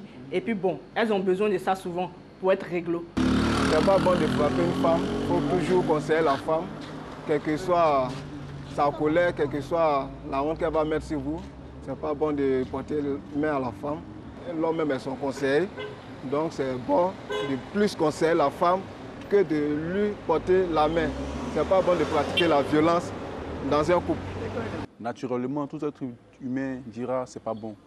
C'est pas bon de porter main à la femme, c'est pas bon. Une femme n'est pas faite pour être battue de son foyer. Comme on le dit, on se marie pour être heureux. Et la question relative à ce que l'homme batte sa femme, c'est pas normal. Parce que pour essayer de se faire comprendre, l'homme doit avoir la maîtrise de soi, quel que soit ce qui se passe. C'est vrai que les femmes, la force de la femme, c'est sa langue. La femme a des propos vraiment qui arrivent à sortir l'homme de sa personne. Donc battre la femme, c'est quelque chose de vraiment impensable. Mais l'homme, pour essayer de se faire comprendre, pour essayer de se faire respecter, est souvent obligé de porter main à la femme. Mais s'il ne veut pas, soit il quitte là, il sort de la maison. Je pense que frapper la femme n'est pas une bonne chose. Souvent, il n'est pas bien de porter main à une femme, même si elle provoque. Violence faite aux femmes. Quelque chose est en train de changer. Mais les habitudes ont la peau dure. Sensibiliser pour un changement des mentalités, le chemin est encore lent. Alors, sans relâche, tous les ans, 16 jours d'activisme sont consacrés à la lutte contre les violences faites aux femmes. Est-ce suffisant? Loi et poids culturel. Qui réussira à mettre fin aux violences faites aux femmes? Alors, le combat, il est énorme. Le travail à faire est titanesque parce que, exactement, ce qu'on entend, c'est on ne doit pas frapper la femme, on ne doit pas porter main à la femme. Et même, on a une dame qui a opposé un mais en disant il y a des femmes qui ont besoin de ça pour qu'on puisse les recadrer. Les hommes, on a eu un homme qui disait, il y a des femmes qui provoquent, il y a des femmes qui parlent mal, il y a des femmes qui parlent trop, etc. Rien ne justifie qu'on batte et qu'on lève la main sur une femme. On est d'accord, docteur? Rien ne justifie au sens culturel du terme. Parce que, en général, si on regarde le statut de la femme dans l'Afrique traditionnelle, c'est une mère, une sœur, une conseillère, une grand-mère, tout sauf une femme, au sens juridique du terme. De ce point de vue, celle qui initie la vie en tant que mère ou qui prolonge la vie en tant qu'éducatrice, on ne devrait sous aucun prétexte lui porter main. D'ailleurs, dans l'Afrique traditionnelle, c'était formellement interdit de porter main à une femme. Pour deux raisons fondamentales, soit la société culturelle de base traditionnelle pratiquait ce qu'on appelle l'endogamie, donc le mariage en famille ou dans le clan. Et quand le mariage se passait en famille, c'était votre sœur ou bien votre cousine, donc c'était très difficile que dans la même famille, on porte main ou on violente quelqu'un de la famille. Autrement dit, quand on pratiquait pas l'endogamie, on pratiquait l'exogamie, on se mariait hors de son clan. Et quand vous allez chercher quelqu'un à l'étranger, qui est votre étranger, qui demeure étranger, par la loi de l'hospitalité, on ne pouvait sous aucun prétexte lui porter main. Donc, à travers ces éléments de base, ces régulations sociales, on arrivait à obtenir que la femme soit éternellement protégée. On peut ajouter à cela qu'on arrivait même en famille, que quand la femme arrive, elle n'est pas nez à nez avec son mari. Elle est prise en charge par la maman et les sœurs, de telle sorte qu'elle reste du côté féminin de votre famille. Et là, on lui donne des conseils, on l'encadre, et chaque fois que le ton monte entre vous, rapidement, ou votre maman ou vos sœurs interviennent pour vous rappeler toujours que c'est votre sœur ou quelqu'un d'étranger à qui on doit la protection. Docteur, quand on vous a sur le plateau, on veut profiter pour aller dans le fond des choses. On va parler de définition et typologie. Qu'est-ce qu'on entend par violence faite aux femmes? Parce que, contrairement à ce qu'on a entendu dans l'élément, ce n'est pas forcément le fait de porter main. Même la violence peut être verbale, morale, psychologique et aussi il y a l'excision, tout ça. Qu'est-ce qu'on entend et puis quelles sont les différentes formes de violence faite aux femmes? Vous l'avez dit, qu'est-ce que la violence? La violence, elle a une réalité, c'est-à-dire que quand on voit des traces, des stigmates, des châtiments, on peut dire qu'il y a violence parce que la personne a été menacée, la personne a été atteinte dans son intégrité physique. Et puis il y a des violences moins visibles qui sont, comme vous le dites, les violences psychologiques et symboliques. Celles-là sont beaucoup plus difficiles à guérir parce qu'elles sont moins visibles. Elles sont de l'ordre du ressenti. Par exemple, une femme qu'on humilie, une femme qu'on frustre devant ses enfants, une femme qu'on humilie parce qu'elle n'a pas d'enfant, ce sont des douleurs à vie. Ce sont des douleurs qui ne sont pas verbalisées parce qu'on pense que c'est sa faute si elle ne fait pas d'enfant. De telle sorte que personne ne la soutient dans son combat. Même pas ses propres congénères femmes qui trouvent qu'il y a quelque chose, une anomalie avec elle. De telle sorte que la définition même de la violence procède d'une définition sociologique, sociale et culturelle. Parce que vous irez en Occident, le fait de ne pas avoir des enfants n'est pas vu comme une violence. Au contraire, ça peut être un signe d'émancipation, ça peut être une question de choix de sa vie, ça peut être une question de réalisation de soi à travers son travail parce que les enfants vont vous gêner. Alors qu'en Afrique, ce serait une violence. Et à contrario, si vous allez en Occident, le fait de dénuder les femmes dans les publicités et autres, en Afrique, c'est ressenti comme une violence. La femme est exposée comme de la chair humaine, etc., à consommer ou à ne pas consommer, alors que chez eux, c'est vu autrement. De telle sorte qu'il y a un prisme culturel qui définit la violence, il y a un prisme sociologique qui définit la violence, et puis il y a la personne même qui ressent la violence. Si la personne dit « je suis menacé, je suis atteint dans mon intégrité physique ou psychologique », on doit en tenir compte. Voilà pourquoi la violence est très difficile à caractériser. Mais c'est celui qui parle, qui peut dire « je me suis senti violenté, je me suis senti frustré, je me suis senti atteint. » J'ai été traumatisé. J'ai été traumatisé, puisque ça c'est l'autre aspect de la violence. C'est vrai qu'on peut avoir un châtiment corporel. Mais si je pense que j'ai mérité ce châtiment corporel, je peux l'oublier instantanément, je peux même demander pardon. Mais si je sens que j'ai été victime, c'est la notion de victime derrière le traumatisme. Qu'est-ce que j'ai fait pour mériter cela? Je n'ai rien fait pour le mériter. Au contraire, je ne comprends pas. Au contraire, j'ai été agressé. Et là, on peut rentrer dans les notions ou des sentiments d'agression. On a parlé de violences verbales, violences physiques, violences psychologiques. Docteur, est-ce qu'il existe également des violences silencieuses, on va dire? L'indifférence. Oui. Une personne qui est dans son foyer, à qui on n'adresse pas la parole, que ce soit le mari, les enfants, personne, comme si elle était un meuble. Ben, vous avez parfaitement raison. Ça, c'est ce type de violence qui tue à petit feu. Parce que c'est ce que l'Afrique pratiquait avant, on appelait ça le bannissement. L'Afrique n'avait pas de prison, mais l'Afrique pratiquait le bannissement. Quand vous êtes banni, tout le monde vous est indifférent. On ne vous parle plus. Vous n'existez plus. On appelle ça la mort sociale. Physiquement, vous êtes là, vous mangez, vous existez, mais vous n'avez aucune existence. Parce que le mari qui ne vous considère plus comme sa femme, vous êtes morte. Les enfants qui ne vous considèrent plus comme les mères, vous êtes morte. Les belles-sœurs qui ne vous considèrent plus comme les belles-sœurs, vous êtes morte, etc., etc. C'est la pire forme de violence parce qu'elle vous atteint dans le physique, dans le mental, dans le psychologique. Vous êtes atteint de toutes parts. Alors, du côté de nos traditions, la civilisation, il y a des coutumes où, par exemple, quand on accompagne la femme à la dot, tout ça, on met des chicottes. Par exemple, le fameux baignant dans les bagages, je ne sais pas, ceux qui nous regardent, les plus anciens peut-être peuvent en parler. On met une chicotte dans les affaires de la femme quand on l'accompagne chez son mari. Est-ce que ça, ce n'est pas une porte, mais largement ouverte à toutes sortes de choses? Bien. Effectivement, faut retracer l'origine de ces choses-là. Est-ce que c'est lié à une forme de religion? Parce que dans l'islam, on n'a pas de trace où c'est écrit dans les hadiths qu'il faut mettre une chicotte. Ensuite, l'Afrique traditionnelle, je vous ai démontré qu'on ne frappait pas. À un moment donné, moi je pense à un syncrétisme culturel. C'est-à-dire qu'à un moment donné, la rigidité, vous savez que les femmes devaient arriver vierges au mariage, de telle sorte que la droiture que la femme devait épouser pour arriver au mariage donnait aussi, et d'ailleurs on disait, le père a terminé son éducation, c'est au mari de prendre le relais. Et en général, dans la rigueur éducationnelle donnée à la base, on pensait que ce n'était pas achevé. Parce que les femmes se mariaient relativement tôt dans ces cultures-là. De telle sorte que, conscient de la puberté, que la femme devait continuer jusqu'à peut-être l'âge de 17, jusqu'à ce qu'elle ait un enfant, il y avait peut-être un achèvement. Mais il faut savoir que dans cette Afrique culturelle ou traditionnelle de ce système, on précisait les cas où on pouvait utiliser la chicotte. Vous avez raison. Si on met le beignet dans les bagages sans dire les cas d'espèce, il y a problème. Par exemple, on pouvait dire le fait de ne pas faire à manger à son mari.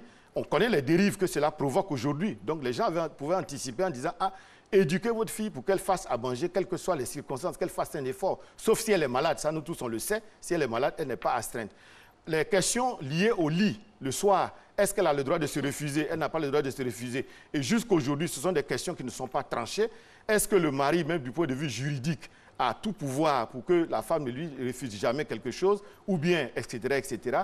Ça veut dire qu'il y a des questions sur lesquelles vraiment le débat était très, très ouvert. De telle sorte qu'on pouvait donner des cas, par exemple, si votre mère arrive à la maison, qu'elle n'est pas reçue correctement, donc on donnait des cas limites que la femme connaissait, que le monsieur connaissait. De telle sorte que ce genre de violence était socialisé, était culturel. Mais ce n'est pas mettre le beignet pour dire que vous avez la notion de moussofali. On disait que la femme est comme une ânesse. Quand elle ne reçoit pas des coups, elle n'avance pas. Ça, ce sont des côtés abattardis.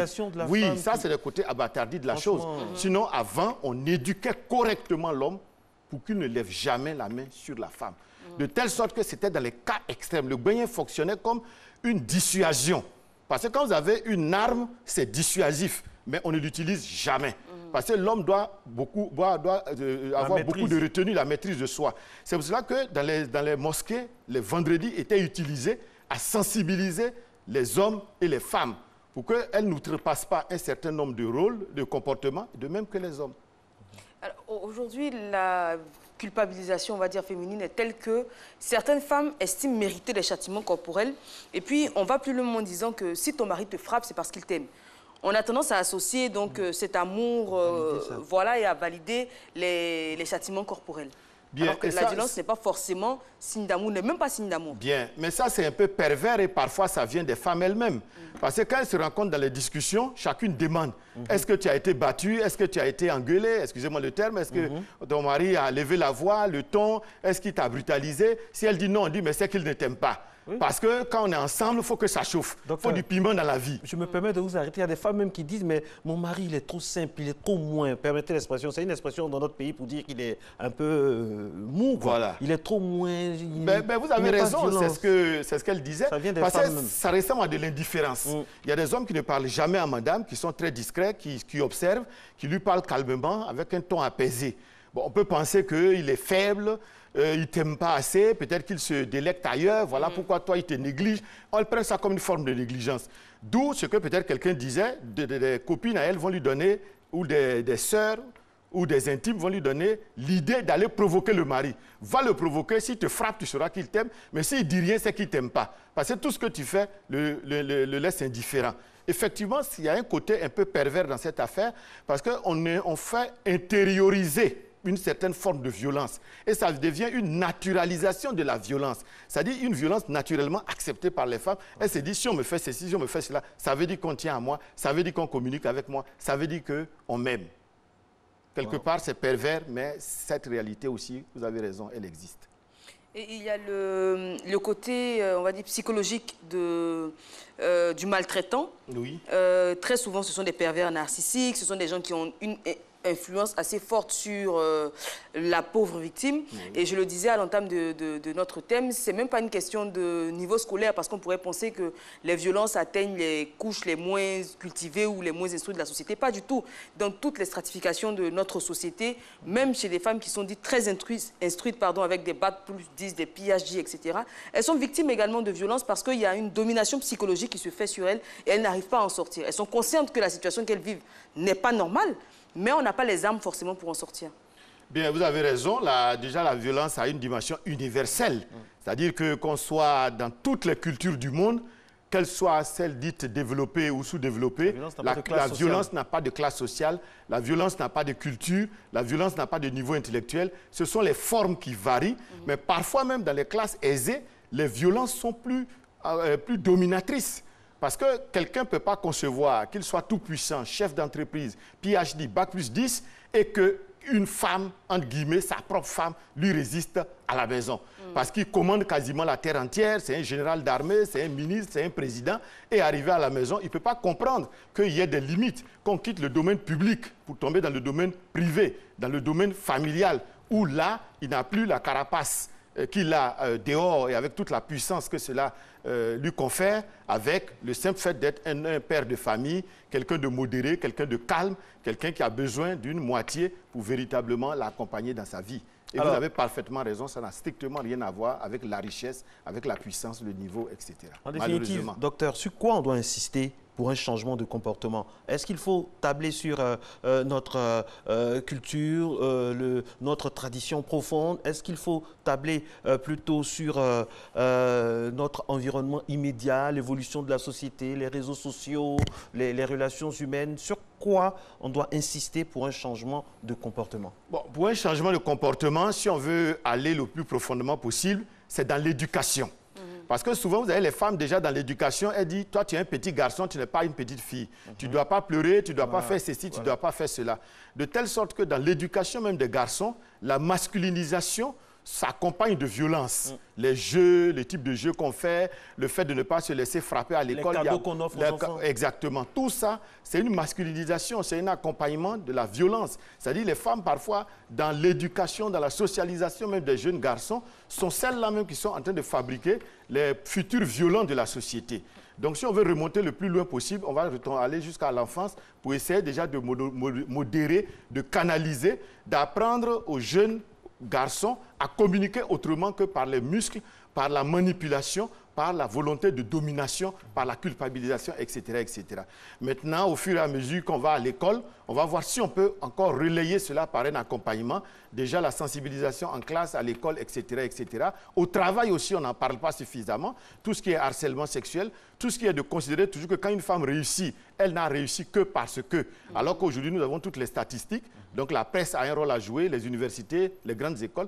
Aujourd'hui, les filles sont plus excellentes que les garçons à l'école. Les médias. Donc, tout le monde doit travailler sur cette réalité que les femmes sont tout autant capables que les hommes. Donc, si vous voulez, les réseaux sociaux, on doit chercher partout pour voir. Parce que la violence est tellement insidieuse. Elle prend tellement de formes. On la traque là, elle prend une autre forme, elle rentre là, elle sort là. Parfois, on n'a même pas... Elle travaille, elle avance très, très masquée. À côté de cela également, il y a les mauvais exemples que certains enfants vivent. On a parlé donc d'éducation, mais un enfant qui grandit dans un environnement où il voit son père battre sa mère peut considérer que c'est un comportement normal et où la femme est faite pour être avilie. Oui. Tout à fait, et que ce soit la femme battue elle-même qui a connu son père qui battait sa maman, elle peut l'accepter, le naturaliser. Tout comme un enfant garçon qui a vu son père battre sa mère peut penser que c'est le seul mode de communication avec les femmes. Quand tant qu'elles ne sont pas battues, elles ne comprennent pas, elles ne vous respectent pas, elles ne vous prennent pas au sérieux, etc., etc. Ça veut dire que les parents aussi ont un rôle de modèle. C'est-à-dire que si vous avez cette capacité à toujours avoir de la retenue, à anticiper, à faire en sorte que si vous sentez la température monter, comme dans l'Afrique traditionnelle, vous sortez, vous allez faire un tour ailleurs, vous essayez de revenir avec un ami, vous essayez de revenir avec des gens qui peuvent parler à madame, de telle sorte que le vrai respect d'un homme réside dans la retenue. Sa capacité à ne pas tomber dans l'enfance, parce que tout ce qui est châtiment, tout ce qui est injure, tout ce qui est culpabilisation et autres, ça cherche quelque chose dans l'enfance. C'est comme si vous avez un jouet, vous tirez le jouet et ça finit par des coups. Mais sinon, les individus responsables et adultes anticipent. Qu'est-ce qui peut provoquer de la violence dans un couple? Madame anticipe, monsieur anticipe, de telle sorte qu'à un moment donné, non seulement on est calme, on est apaisé, on cultive la paix dans son foyer et on pense aussi à donner une bonne éducation à sa progéniture pour que les gens soient moins violents. Il faut profiter aussi pour rendre hommage au fait que moi, j'aime pas trop qu'on pense que la violence est perpétuellement masculine. Il y a des hommes qui se retiennent, il y a des hommes qui sont des exemples aussi en la matière. On a grandi aussi avec des parents qui étaient toujours en retenue. Ça, il faut le dire, il faut le préciser. Il y a des femmes également qui tapent des hommes. Oui, il y a des hommes battus. Voilà. Justement, quand j'étais aux États-Unis, il y avait des shelters, les abris pour hommes battus et pour femmes battues. En France, c'est pareil, hommes battus, femmes battues. Et si vous regardez les dernières vidéos, puisque vous parlez des réseaux sociaux, on est constamment confronté à la violence des femmes. Celles qui battent les femmes, qui les tirent dans tous les sens, que ce soit à Haïti, que ce soit en Europe, que ce soit en Afrique, un peu partout. Il y a la violence de la bouche des femmes aussi. Exactement. Beaucoup. Oui, qui humilie devant les enfants, qui font que le père n'est pas le père parce qu'il n'a pas d'argent, parce qu'il ne chauffe pas la marmite, etc. Et c'est des violences qui véritablement laissent des traces chez l'homme et chez l'enfant. Et ça va plus loin, ces formes de violence, parce que parfois, c'est sur fond d'alcool. Et ça aussi, c'est ça l'Afrique traditionnelle qui n'est plus là. Parce que c'était impensable pour nous, les hommes, de sortir boire avec madame. Parce que même si ça doit se faire, ça se fait dans un cadre apaisé, calmé. Alors que si vous sortez avec madame pour aller boire jusqu'à plus que de raison, l'alcool n'a pas le même effet sur tous les corps. De telle sorte qu'à un moment donné, vous êtes responsables tous les deux de la violence et vous arrivez tout en criant devant les enfants, etc. Parce qu'il y a aussi des comportements de base. Docteur, il nous reste 2 minutes. Oui. Et maintenant, qu'est-ce qu'on fait? Et pourtant, on parle, mais il y a des lois. Hein. En Côte d'Ivoire, il y a des interdictions. Qu'est-ce qu'on fait vis-à-vis de la loi, vis-à-vis des communautés et des individus? Parce que la violence, ce n'est pas seulement dans le couple où on se frappe. Il y a l'excision, on n'en a pas beaucoup parlé. Il y a les violences psychologiques, il y a l'indifférence, il va en parler. Qu'est-ce qu'on fait vis-à-vis de la responsabilité des familles? Et puis, est-ce qu'il ne faut pas mettre l'accent sur la sanctification des esprits, prise en charge psychologique? Bref, une application rigoureuse, quoi. Bien, vous savez, quand vous m'avez proposé le thème élément culturel ou juridique, j'ai beaucoup aimé cette formulation parce que le droit est patriarcal. Vous savez que les femmes n'ont pas droit à l'héritage, les femmes n'ont pas droit d'occuper, enfin, pas qu'elles n'ont pas droit d'occuper un certain nombre de postes, mais il y a un gentleman agreement mondial qui fait qu'il y a des postes que les femmes n'occuperont jamais. Nous, on a les statistiques où 5% des femmes qui sont chefs d'entreprise, c'est dans l'entreprise de leurs propres parents. Elles sont 5%, pas sur 100% d'hommes qui sont chefs d'entreprise, mais quand elles sont chefs d'entreprise, c'est dans l'entreprise de leur propre père. De telle sorte qu'il y a une masculinisation du droit. Il y a une patrimonisation, patriarcalisation même de la structure de la société. C'est-à-dire que le droit a été fait par des hommes. Et quand les hommes font quelque chose, ça ne les désavantage jamais. De telle sorte que même quand vous allez parler de viol, la manière de qualifier, le juge qui va juger, qui va demander comment la femme était habillée, qui va demander qu'elle donne tous les détails, qui constituent autant de douleur, de souffrance. Il y a qui a dit dans l'élément, elle nous provoque. Voilà, vous voyez. Parce qu'il y a des filles, même quand elles marchent, on dit, telle qu'elle marche, elle-même elle provoque, elle-même elle demande. C'est parce qu'il n'y a pas garçon, ce n'est plus garçon. Sinon, nous, à notre temps, on aurait réglé ça à d'autres manières. Vous voyez, donc, c'est-à-dire qu'à un moment donné, ceux-mêmes qui doivent appliquer le droit, pratiquer le droit, surveiller le droit, sont aussi des pères et mères comme vous et moi. De telle sorte que la violence qu'ils ont connue chez eux, la violence qu'ils semblent qu'ils acceptent ou qu'ils n'acceptent pas, tolérable ou pas tolérable, peut aussi influencer leur jugement. Mais sinon, vous avez raison, la loi doit frapper vite, fort, net et de manière juste là où ça se passe. Et les lois doivent être appliquées également. Appliquées intégralement. Il faut sensibiliser également les forces de l'ordre, hein, parce que même aujourd'hui, des femmes battues qui vont pour porter plainte, elles ne sont pas toujours prises au sérieux. Bien, mais je vais vous dire aussi, vous serez très surprise parce que mondialement, si vous voyez le nombre de corps habillés qui battent eux-mêmes leurs propres femmes, on n'est pas loin de 80 à 90%. Et puis dans les commissariats, il y a eu quelque chose qui a changé. Les plaintes par rapport au viol, avant, quand la femme venait, il y avait du monde. Maintenant, violence, c'est fait en sorte qu'il y ait vraiment un peu d'intimité, de calme. Ça, on a remarqué que c'est déjà un bon... Oui. En tout cas, merci beaucoup, docteur. Merci beaucoup. C'est toujours un plaisir. Et c'est une femme qui va faire la conclusion pour vous montrer qu'il n'y a pas de violence faite à qui que ce soit ici. Eva, évidemment. Merci beaucoup, docteur Nil. Merci à tous les techniciens qui ont travaillé à la réussite de ce numéro. Avec à la réalisation, Soro Félicité Sénédiawa, rédaction en chef signée Kadi Fadiga. Merci, mon Marco. Merci à vous, surtout, très chers téléspectateurs, pour votre fidélité à votre matinale. Rendez-vous 14h15 pour la rediffusion de la thématique. Et puis sinon, on se retrouve ici lundi 5h55, même canal. Ciao, ciao. Bye, bye.